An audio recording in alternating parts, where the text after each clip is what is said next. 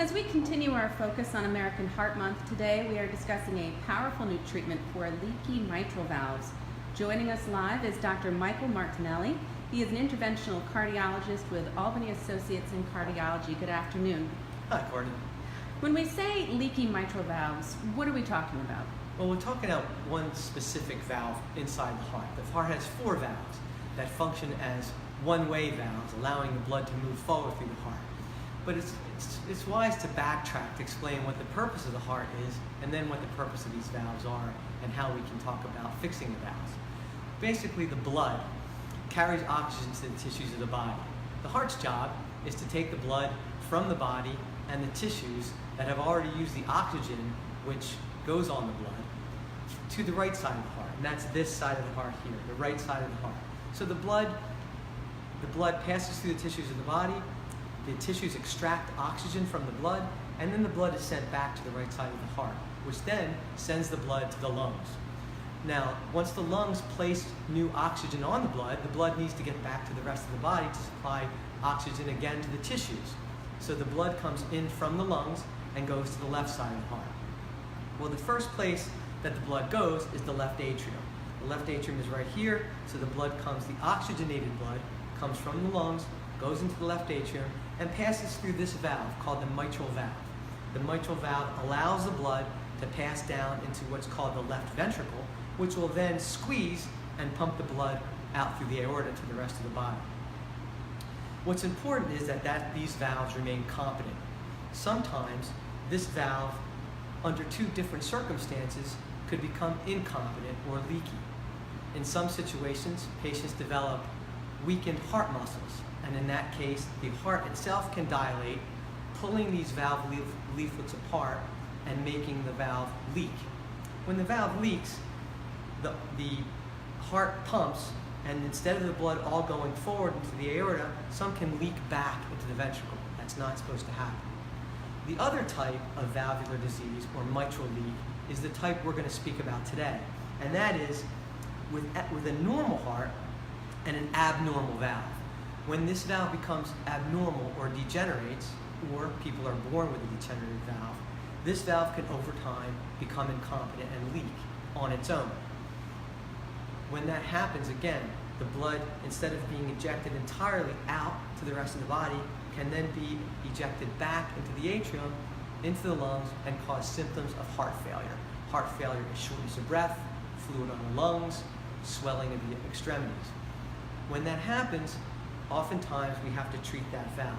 And up until now, the treatment of that valve has been primarily surgical. That is, either with a valve replacement or a valve repair under open heart surgery. At St. Peter's Hospital, you now have a procedure to fix this condition without the need for that open heart surgery. Can you tell us a little bit about how that works? Yes. Once the valve becomes damaged, and again, there's two types of leaky valve. One is because the heart is abnormal, and one is because the valve itself is abnormal. What we're going to be talking about today is the mitral clip, and that's only really indicated when the valve itself is abnormal. Still, the primary procedure for a mitral valve is surgery, but there are patients who are either elderly or too ill to undergo cardiac surgery. And those patients, up until recently, have had to be treated symptomatically, in other words, with medications to try to keep them out of congestive heart failure or out of the hospital. This new procedure enables us to treat those patients who would be otherwise unable to undergo surgery and to prevent the leaky valve, thereby preventing the symptoms of heart failure and preventing their hospitalizations. And as far as how the MitraClip procedure works, this is a minimally invasive procedure. Yes. How is it inserted? Yes, the mitral clip, and I'll show you a little picture of the clip. The mitral clip is like a little paper clip that clips on the bottom part of the valve, as you can see there, and it makes the valve more competent. It pulls the valve together, and it's done through a vein in the femoral artery, a vein in the femoral region, a femoral vein, which takes the device up through the right side of the heart, and once we get into the right side of the heart, we can cross over into the left atrium and place the clip through the valve and then clip it on the bottom of the valve. It's done through a venous stick, through the femoral vein, which makes the bleeding risk much lower than when we do procedures through the artery. So the procedure itself, although needs to be done under general anesthesia, is very safe and very well tolerated by people who are very elderly, and often they can leave the hospital either in the same day or the following day after the procedure with minimal or no recovery time. And I touched on this briefly, but again, can you remind us who is an ideal patient for this? Right. Again, the indications for this particular procedure specifically are patients who are very elderly or very ill, and they are not candidates for the standard of care of the mitral valve, and that is surgical repair or replacement. So remember, the standard of care for most patients when they have a leaky mitral valve, either they're elderly or they're too sick,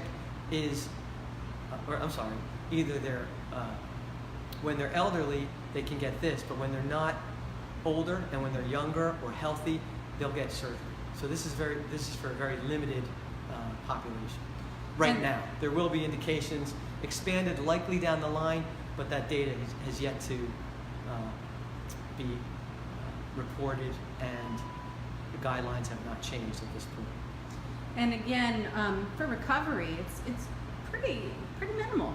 Can you talk about what happens after the procedure? What's the recovery like for the patient? The recovery is very quick. It's a venous access. Although it's a large bore catheter, it's a venous access, which really minimizes the bleeding risk, which is always the biggest risk for procedures we do through the vascular system. The other major risks are very, very low. Again, the patient does need to be under general anesthesia because it could be a prolonged procedure, but the procedure itself is extremely safe, and the recovery in a successful procedure or even an unsuccessful procedure is very, very short and easily tolerated, which is why it's primarily indicated in patients who are not candidates to undergo more invasive surgery. Great. Dr. Martinelli, thank you so much. And anybody who's interested in learning more about this can visit the SPHP.com website, look for St. Peter's Hospital and Cardiac and Vascular Care. Thank you so much. Thank you.